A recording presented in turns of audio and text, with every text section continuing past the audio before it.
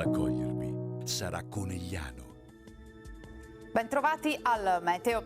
Dopo un inizio di settimana all'insegna delle piogge, condizioni ancora instabili sul nostro territorio. Vediamo il dettaglio di martedì 6 giugno. Sul Veneto fino al mattino avremo rovesci sparsi. Col passare delle ore nuvolosità variabile, sarà via via più asciutto e soleggiato, soprattutto in pianura, mentre in montagna saranno possibili ancora dei temporali. Temperature stazionarie, minime tra 13 e 18 gradi, massime invece tra i 21 e i 24 gradi all'incirca.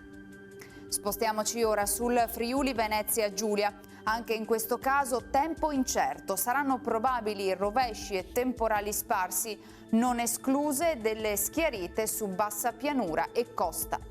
Temperature minime tra 13 e 17 gradi, massime sui 20-22 gradi.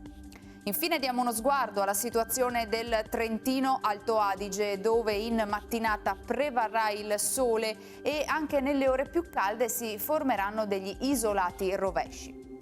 Temperature minime intorno ai 13-14 gradi, massime sui 26-27 all'incirca. Dal Meteo di Antenna 3 per ora è tutto, grazie per l'attenzione, arrivederci.